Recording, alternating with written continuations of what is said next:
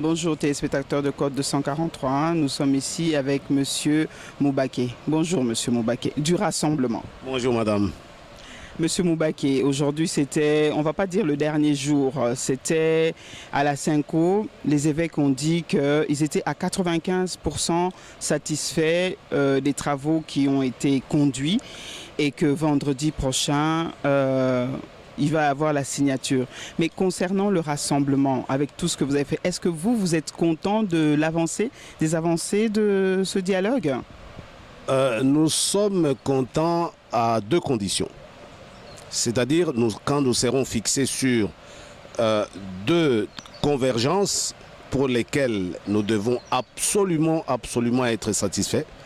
Il s'agit d'une part du Premier ministre et chef du gouvernement dont le nom doit être présenté pour signature par M. Kabila, président de la République, par le rassemblement, donc M. Tshisekedi. Ça, c'est une condition pour nous sine qua non, c'est-à-dire sans laquelle nous ne pouvons pas avancer. Donc, excusez-moi de vous interrompre, ça voudrait dire que le gouvernement, que ça devrait changer, ça devrait être pris par le rassemblement. En effet, parce que nous sommes en train de bâtir des équilibres de pouvoir. Vous savez, accepter la reconduction de M. Kabila exige une contrepartie solide. Et cette contrepartie-là repose sur 4 piliers. Il y a d'abord le Premier ministre chef du gouvernement, c'est-à-dire c'est ce Premier ministre-là qui proviendra du rassemblement, qui va composer le gouvernement et diriger toute la politique de gestion du pays pendant cette période intérimaire.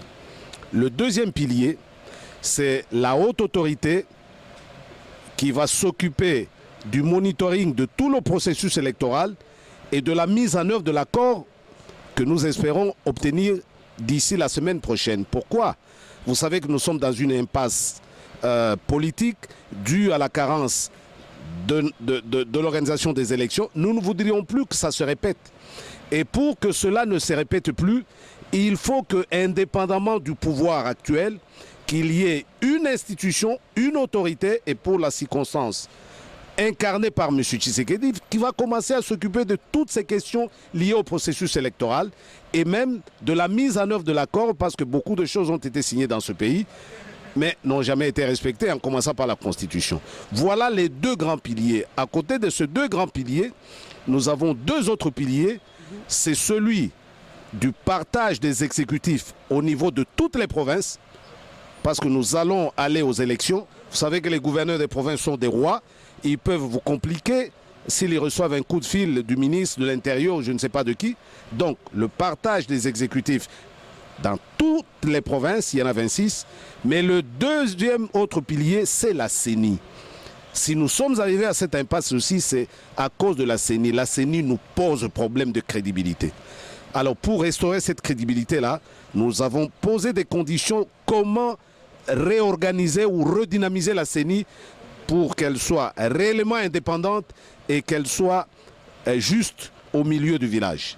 Donc voilà nos demandes et nous espérons que ces demandes-là seront satisfaites. Ce sont là nos demandes pour que nous acceptions de finaliser cet accord. Donc c'est le quart qui reste. Les évêques ont parlé de 5%.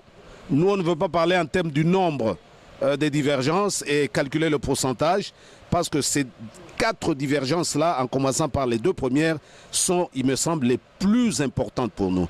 Étant entendu que nous avons déjà obtenu que c'est M. Tshisekedi qui va diriger la haute autorité chargée du monitoring du processus électoral et de la mise en œuvre de l'accord. Cela a déjà été obtenu. Monsieur Moubaké, un dernier mot de la fin pour nos téléspectateurs? Je veux dire aux téléspectateurs, j'ai reçu beaucoup de messages électroniques, que nos téléspectateurs nous fassent confiance.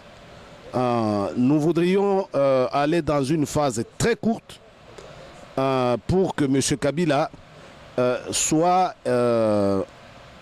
en dehors de la scène politique, parce qu'il aura déjà fait ses 2 mandats et, comme le dit la Constitution, il ne peut plus briguer un 3e mandat. Ça, nous avons mis dans l'accord, dans le projet d'accord. Nous avons mis aussi que M. Kabila ne peut pas initier ou soutenir une modification de la Constitution spécialement à son article verrouillé 220.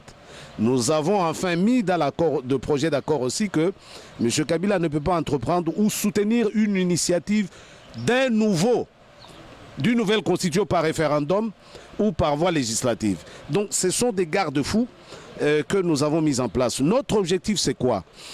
Il faut le dire malheureusement, nous sommes des non-violents, nous mettons déjà dans la rue, ils sont tués. Nous n'allons pas continuer à envoyer des gens dans la rue pour se faire tuer. Nous avons décidé donc de changer de méthode, d'avoir une parcelle de pouvoir qui nous donne suffisamment de marge de manœuvre pour travailler de l'intérieur et nous assurer mutuellement des élections apaisées, libres et transparentes. Et je crois que nous sommes en train d'obtenir cela et avec l'appui de la population, les prochaines élections, je crois que nous allons tout rafler. Et c'est ça l'objectif aussi quand nous faisons la politique. Merci beaucoup, M. Moubaké, et j'en profite de vous souhaiter joyeux Noël. Merci, joyeux Noël à vous aussi, madame, et à tous les téléspectateurs du Corps 243. Merci beaucoup. Merci à vous. Chers téléspectateurs, au revoir.